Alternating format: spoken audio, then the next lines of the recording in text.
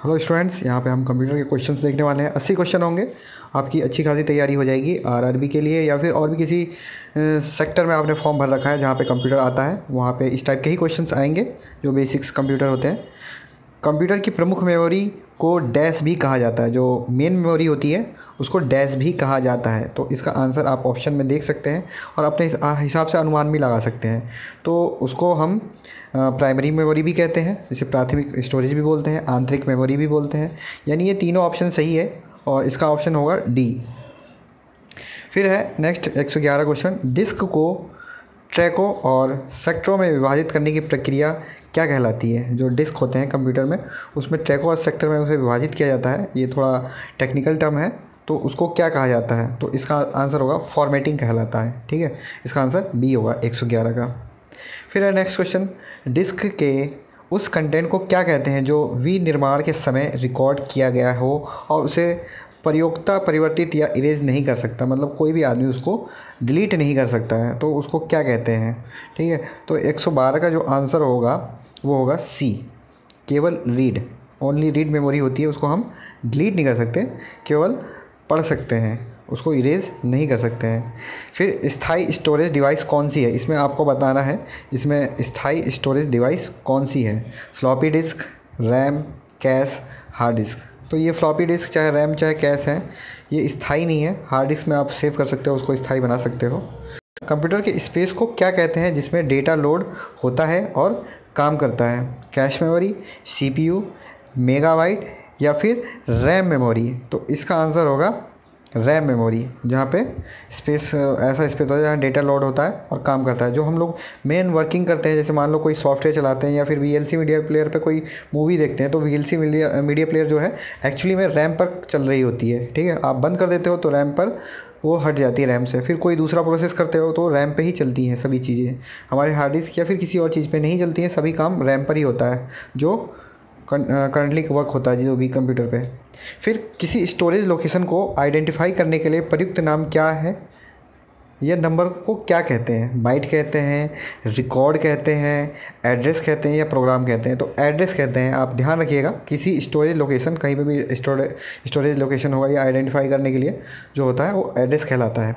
अगला क्वेश्चन है, रैम निम्नलिखित में से किसका एक उदाहरण है? तो रैम किस चीज़ का उदाहरण है आपको बताना है।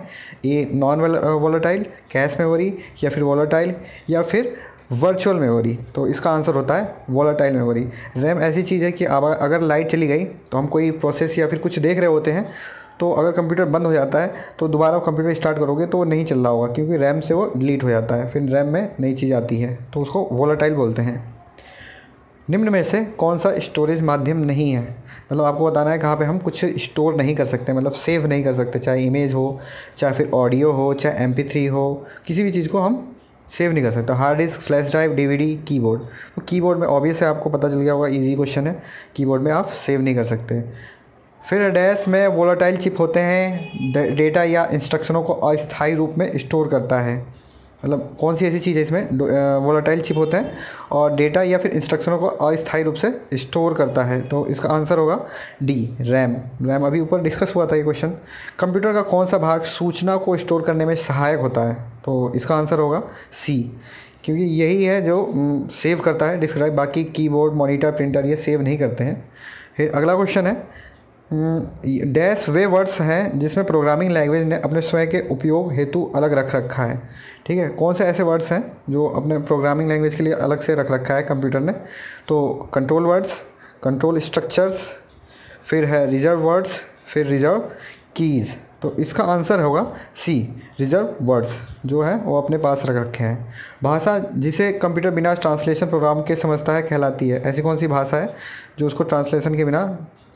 तो अमेरिकन भाषा, मशीनी भाषा, गुप्त प्रशल भाषा, या ये तीनों? तो इसका आंसर मशीनी भाषा होगा। कंप्यूटर पर केवल मशीन भाषा को ही समझती है। हम इंग्लिश में लिखेंगे तो पहले ट्रांसलेट करेगी मशीनी भाषा में, फिर उसके बाद उसको समझ में आएगा। फिर अगला क्वेश्चन है, सारे कंप्यूटर में लागू होता है?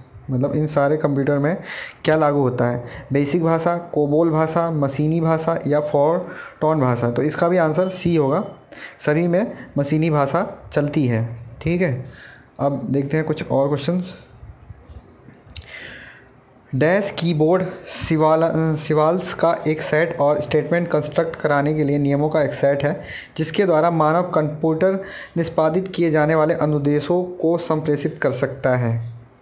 तो इसका आंसर होगा कंप्यूटर प्रोग्राम। ये भी सेट ऑफ इंस्ट्रक्शन या स्टेटमेंट है जो किसी पर्पज़ के लिए बनता है। ये थोड़ा हिंदी में दे रखा है, टिपिकल लैंग्वेज है, आपको समझ में नहीं आया, लेकिन ये कंप्यूटर प्रोग्राम के बारे में पूछा गया है। फिर अगला क्वेश्चन है, इंटरनेट पर प्रयुक्त कंप्यूटर लैंग्वेज कौन सी है? इसमें से कौन सी लैंग्वेज हो जो इंटरनेट पर प्रयुक्त कंप्यूटर लैंग्वेज है? तो बेसिक, कोबाल, जावा या फिर पास्कल। तो इसका आंसर होगा जावा। सबसे ज़्यादा होने वाली यूज़ जावा लैंग्वेज है। अगला क्वेश्चन है, मल्टीमीडिया वेब पेज, वेबसाइट और वेब आधारित एप्लीकेशन विकसित करने के लिए सबसे लोकप्रिय लैंग्वेज इनमें से कौन सी है? कोबोल, जावा, बेसिक या फिर असेंबलर। तो इसका आंसर भी जावा ही है।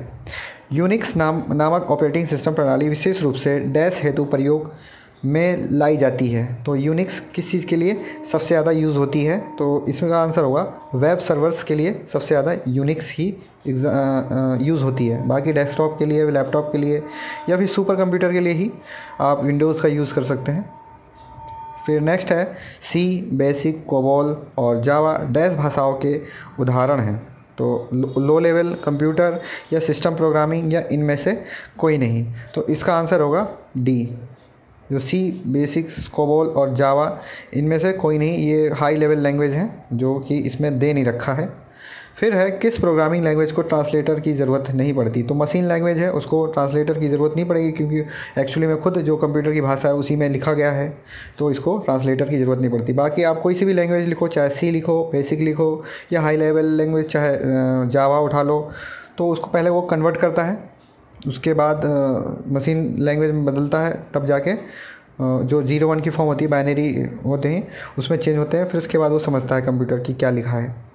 अगला क्वेश्चन है, निम्नलिखित में से कौन सा मशीन इंडिपेंडेंट प्रोग्राम है? मशीन इंडिपेंडेंट प्रोग्राम इनमें से कौन सा है? तो मशीन लैंग्वेज ही है।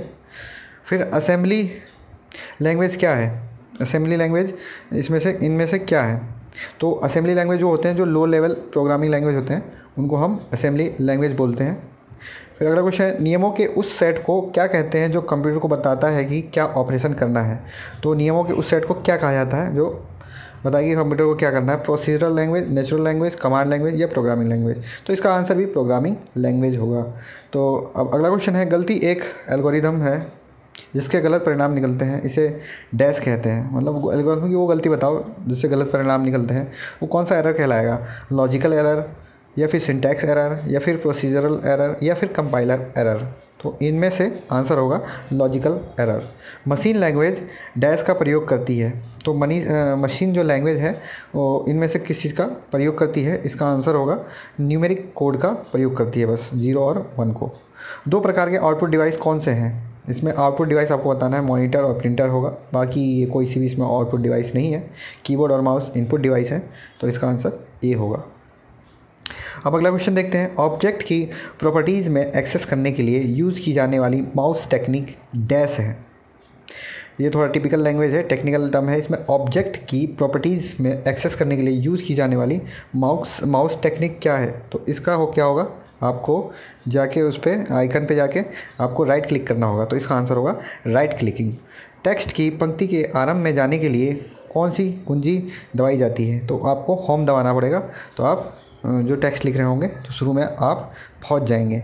ठीक है, अगला क्वेश्चन देखते हैं, डैश और डैश सर्वाधिक सामान्य इनपुट डिवाइस हैं। तो कीबोर्ड और माउस सबसे ज़्यादा यूज़ की जाने वाली सामान्य इनपुट डिवाइसेस हैं। इसका आंसर डी होगा। कंप्यूटर की समस्त सूचनाएं या आउटपुट देखने के लिए किस डिवाइस का प्रयोग करते हैं? तो इसका आंसर आपको पता चल गया होगा, मॉनिटर का यूज़ किया जाता है।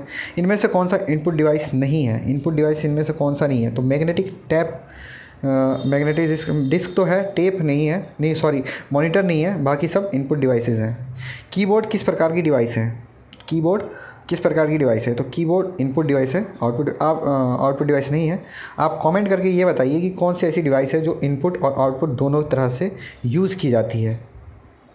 निम्नलिखित में से कौन सा एक आउटपुट का माध्यम है? आउटपुट का माध्यम प्रिंटर है, बाकी स्कैनर, माउस, कीबोर्ड ये सब इनपुट का माध्यम है। कंप्यूटर से पढ़े जाने वाले अलग अलग लंबाई चौड़ाई की लाइनों वाले कोड को क्या कहते हैं?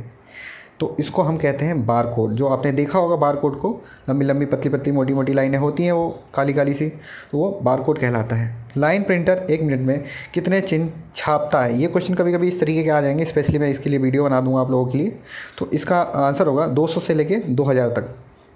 निम्न में से आउटपुट डिवाइस कौन सा है? तो इनमें से आउटपुट डिवाइस कौन सा है? तो 1 और 2 दोनों ही हैं, मॉनिटर और प्रिंटर दोनों ही है। इसका आंसर डी होगा।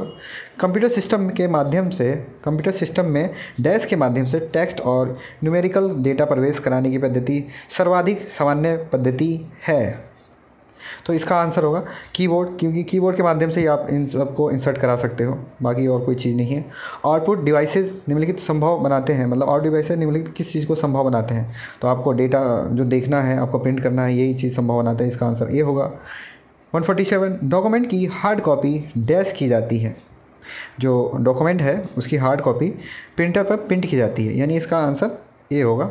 ठीक है, अब देख लेते हैं अगला क्वेश्चन,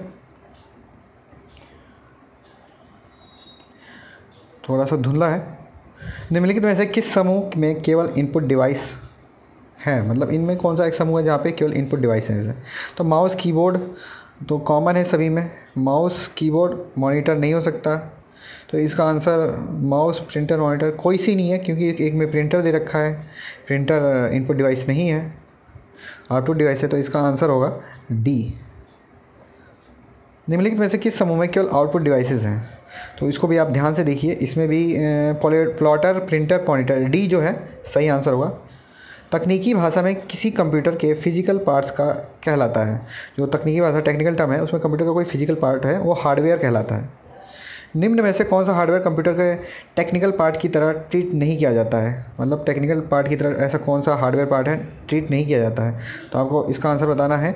उसका आंसर है मेमोरी टेक्निकल पार्ट में हार्डवेयर की तरह ट्रीट नहीं होता है। निम्न में से कौन सा एटीएम हार्डवेयर का पार्ट नहीं है? मतलब एटीएम हार्डवेयर का पार्ट इसमें से कौन सा नहीं है? तो डिस्पेंसर और कंपाइलर एटीएम हार्डवेयर का पार्ट नहीं है। आरबीआई ईएफटी सिस्टम के अंतर्गत वर्तमान में ट्रांजैक्शन की अधिकतम सीमा कितनी है? आरबीआई ईएफटी सिस्टम में जो है उसमें अधिकतम सीमा कितनी है ये बताना है आपको। तो इसका आंसर कोई सीमा नहीं है। निम्न में से कौन सी तकनीकी सेवा बैंकों द्वारा टेली बैंकिंग सेवा के अंतर्गत प्रदान नहीं की जा सकती? तो इसका आंसर भी मैं डायरेक्ट बता दे रहा हूँ। ओवरड्राफ्ट की स्वीकृति के लिए गुजारिश नहीं की जा सकती। फिर है तकनीकी क्षेत्र में इलेक्ट्रॉनिक हस्ताक्षर, जिसे इलेक्ट्रॉनिक सिग्नेचर कहते हैं, एक ऐसा हस्ताक्षर है, इसका भी मैं डायरेक्ट आंसर बता दे रहा हूँ, जो कि इलेक्ट्रॉनिक रूप में इलेक्ट्रॉनिक रिकॉर्डों से जुड़ा होता है।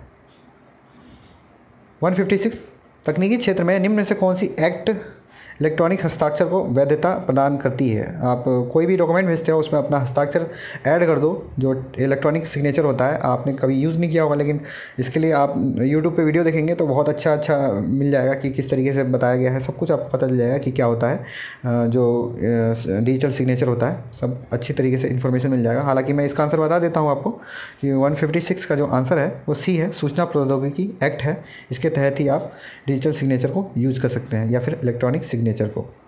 157 निम्न में से कौन सा एक इलेक्ट्रॉनिक हस्ताक्षर का लाभ नहीं है? कौन सा इसमें से लाभ नहीं है? तो जो है मूल मैसेज की पहचान करना और प्रेषक की पहचान करना इसका लाभ नहीं है, यानी ए और सी जो है, डी इसका आंसर सही होगा। अब देख लेते हैं कुछ और क्वेश्चंस। जब एक व्यक्ति किसी माइक्रोफोन में बोलता है तो ऐसी तकनीकी जो ध्वनि तरंगों को इलेक्ट्रॉनिक सिग्नल में परिवर्तित करती है वो और इसे कंप्यूटर से गुजारती है क्या कहलाती है? बहुत इंटरेस्टिंग क्वेश्चन है ये। उसको हम स्पीच रिकग्नाइजेशन टेक्निक या फिर तकनीकी कहते हैं। अगर ये आपको वीडियो पसंद आ रही है तो ज़रूर से इस चैनल को सब्सक्राइब करें और लाइक ज़रूर करना इस वीडियो को, जिससे हमें पता चले कि हमारा वीडियो पसंद आ रहा है बच्चों को। नेक्स्ट क्वेश्चन है, गुमराह तथा दूसरे प्रकार के अपराध जो इंटरनेट नेटवर्क पर घटित होते हैं वो क्या कहलाते हैं? ठीक है, जो होते हैं इंटरनेट पे उसको हम साइबर क्राइम करते हैं। ऐसे तरीके का कोई भी क्राइम होता है तो तकनीकी प्रबंधन में एक कंप्यूटर प्रोग्राम जो दूसरे प्रोग्रामों अथवा डेटा को संक्रमित करता है क्या कहलाता है? तो इसका आंसर होगा वायरस। आपको पता होगा कंप्यूटर में आ जाते हैं वायरस तो प्रॉब्लम कर देते हैं। फायरवॉल तकनीकी किसके साथ जोड़ने में प्रयोग की जाती है? फायरवॉल एक्चुअली में यूज़ होती है हार्डवेयर सेफ्टी के लिए भी और सॉफ्टवेयर सेफ्टी के लिए भी। तो आपको पता होगा दोनों के लिए यूज़ होगा, तो इसका आंसर डी होगा। तो ये आप ज़रूर इसको याद रखना। अगला क्वेश्चन है, निम्न फंक्शनों में से कौन सा फंक्शन कंप्यूटर ऑडिट का हिस्सा नहीं है? इन सभी फंक्शनों में कौन सा हिस्सा नहीं है, डायरेक्ट आंसर बता रहा हूँ मैं। उन प्रोग्रामों को चेक करना जो किसी व्यक्ति द्वारा गलत किए गए हों, तो ये ऑडिट का हिस्सा नहीं होता है। अगला क्वेश्चन है, निम्न में से कौन सी एक्ट जो सूचना प्रौद्योगिकी एक्ट 1999 के द्वारा इलेक्ट्रॉनिक रिकॉर्डों को वैध रिकॉग्निशन के उद्देश्य के लिए संशोधित नहीं की गई थी, इसमें से कौन सी एक्ट है आपको बताना है। तो इसका आंसर जो है डायरेक्ट बता रहा हूँ मैं, इनमें से कोई नहीं, ये जो तीनों एक्ट हैं इनमें से कोई नहीं। आउटपुट देखने के लिए किस डिवाइस का प्रयोग किया जाता है, आउटपुट देखने के लिए मॉनिटर का प्रयोग किया जाता है। डायरेक्टरी के भीतर की डायरेक्टरी को क्या कहते हैं, जो अंदर के डायरेक्टरी के भी अंदर डायरेक्टरी होती है उसको क्या कहते हैं, उसको हम सब डायरेक्टरी बोलते हैं, उसके आगे बस सब लग जाएगा। अगला क्वेश्चन है, यूज़र और ऑपरेटिंग सिस्टम के बीच के इंटरेक्शन के तरीके को निम्नलिखित में से कौन कंट्रोल करता है। तो इसमें से जो कंट्रोल करता है उसे लैंग्वेज ट्रांसलेटर बोलते हैं। विनिर्माण के समय रिकॉर्ड किया गया डिस्क का कंटेंट जिसे यूज़र चेंज या इरेज नहीं कर सकता, उसे क्या कहते हैं। ये दोबारा क्वेश्चन रिपीट हुआ है, आपको मैंने ऊपर भी बताया था, उसको केवल रीड या ओनली रीड कहते हैं। तकनीकी प्रबंधन के क्षेत्र में आप अपनी पर्सनल फाइल फोल्डर डैश में रख सकते हैं, तो आप कहाँ रख सकते हैं, वो आप माई डॉक्यूमेंट्स में रख सकते हैं। ठीक है, अब देख लेते हैं कुछ और क्वेश्चंस। एप्लीकेशन से कॉपी किया गया डेटा किस में स्टोर किया जाता है। तो एप्लीकेशन से कॉपी किया गया डेटा क्लिपबोर्ड पे स्टोर होता है। आप कोई सी भी चीज़ कॉपी करते हैं, ये टेक्स्ट, वो जाके क्लिपबोर्ड पे सेव रहता है। तकनीकी के क्षेत्र में निम्नलिखित में से कौन सा एक इनपुट डिवाइस नहीं है, इनपुट डिवाइस इसमें से कौन सा नहीं है। तो इसका आंसर मॉनिटर होगा, मॉनिटर इनपुट नहीं आउटपुट डिवाइस होता है। लोटस 123 एप्लीकेशन प्रोग्राम का आधारित प्रोग्राम कौन सा है। लोटस 123 बहुत पुराना एप्लीकेशन प्रोग्राम है, तो इसका आधारित प्रोग्राम जो ऑपरेटिंग सिस्टम है वो कौन सा है, वो इसमें है विंडो। फिर डैश में स्टोर करके फाइलों को ऑर्गेनाइज़ किया जाता है, किसमें स्टोर करके आपको फाइलों को ऑर्गेनाइज किया जा सकता है, उसका आंसर होगा सी फोल्डर्स। तकनीकी व्यवस्था में कंप्यूटर प्रोग्रामों को डैश भी कहते हैं, तो डॉक्यूमेंट्स भी कहते हैं, टेक्निकल टर्म जो होता है। तकनीकी व्यवस्था के अंतर्गत ऑपरेटिंग सिस्टम अत्यधिक कॉमन टाइप का डैश सॉफ्टवेयर है। जो हमारा ऑपरेटिंग सिस्टम है उसको हम एप्लीकेशन सॉफ्टवेयर कहते हैं, आपने सुना ही होगा, सॉरी एप्लीकेशन नहीं, सिस्टम सॉफ्टवेयर भी कहते हैं। दो टाइप के सॉफ्टवेयर होते हैं, सिस्टम सॉफ्टवेयर और एप्लीकेशन सॉफ्टवेयर। इनमें मेजर डिफरेंस होता है कि सिस्टम सॉफ्टवेयर बहुत ज़रूरी चीज़ है किसी भी कंप्यूटर को रन करने के लिए। एप्लीकेशन सॉफ्टवेयर वो होते हैं जो एक यूज़र के डिमांड पे बनाए गए होते हैं, जैसे कि हम गेम खेलते हैं वो एप्लीकेशन सॉफ्टवेयर है। और सिस्टम सॉफ्टवेयर वो होते हैं जैसे कि आपके कंप्यूटर के अंदर ऑपरेटिंग सिस्टम। तकनीकी व्यवस्था के माध्यम से डेटा और प्रोग्रामों को एनकोड करने के लिए डिजिटल कंप्यूटर डैश सिस्टम प्रयुक्त करता है। ठीक है, डेटा और प्रोग्रामों को एनकोड करने के लिए, तो इसका आंसर है सी बाइनरी। इसका क्वेश्चन बहुत ज़्यादा आ रहा है। प्रोसेसिंग के दौरान डेटा, प्रोग्राम और प्रोसेस्ड इन्फॉर्मेशन अस्थायी रूप में किस में रखा जाता है। अस्थायी रूप में किस में रखा जाएगा, जब प्रोसेसिंग होती है, मैंने आपको ऊपर भी बताया कि कोई भी प्रोग्राम चल रहा होता है वो रैम में चल रहा होता है, ना कि रोम या फिर किसी मेमोरी में, कहीं नहीं चल रहा होगा। एक रैम मेमोरी होती है, वहाँ पर वो रैंडम एक्सेस मेमोरी कहलाती है, उसका फुल फॉर्म आप ये ध्यान रखिएगा, वहाँ पर चल रहा होता है। फिर है तकनीकी प्रबंधन में नॉन न्यूमेरिक डाटा का एक उदाहरण है, तो इसका उदाहरण कर्मचारी का एड्रेस, परीक्षा का स्कोर, बैंक शेष, ये सभी इसका उदाहरण है। तकनीकी व्यवस्था में किसी स्रोत से इंफॉर्मेशन लेकर अपने कंप्यूटर में लाने को डैश कहते हैं। तो कहीं से आप कॉपी करके लाते हो तो वो तो कॉपी हो गया, ट्रांसफ़र कहलाता है। कहीं से कट करके लेकर आते हो तो वो क्या कहलाता है, आपका मूव कहलाएगा। या फिर किसी चीज़ साइट से आप डाउनलोड कर रहे हो तो वो डाउनलोड कहलाता है। तो ये वही वाला क्वेश्चन है। तकनीकी व्यवस्था में किसी स्रोत, मतलब कहीं से आप डाउनलोड कर रहे हो कोई इन्फॉर्मेशन, तो वो डाउनलोड कहलाएगा। फिर तकनीकी क्षेत्र में डैश एक इलेक्ट्रॉनिक डिवाइस है जो डेटा को प्रोसेस करके इन्फॉर्मेशन में परिवर्तित करती है। तो जो कंप्यूटर है, कंप्यूटर ही एक ऐसा काम करता है जो डेटा है, रॉ डेटा है, उसको प्रोसेस करके उसको इन्फॉर्मेशन बनाता है। डेटा हमें समझ में नहीं आता लेकिन इन्फॉर्मेशन हमें समझ में आ जाता है। बाइनरी ऑटोमेटिक कंप्यूटर का निर्माण किसने किया था। तो इसका निर्माण जो किया था वो जॉन इकर्ट और मॉकली ने किया था। आई होप ये आपको वीडियो बहुत अच्छी लगी होगी। इसी तरीके से मैं नेक्स्ट कंप्यूटर की अलग अलग वीडियो बनाऊंगा जहाँ पे आपके अच्छे अच्छे क्वेश्चन, आप ट्रिपल-सी की तैयारी कर रहे हैं या फिर किसी एग्ज़ाम की तैयारी कर रहे हैं, आरआरबी की एग्ज़ाम की तैयारी कर रहे हैं, तो आपके लिए बहुत हेल्पफुल रहेगी। नए हो इस चैनल पर तो ज़रूर से ज़रूर सब्सक्राइब कीजिए। Thank you.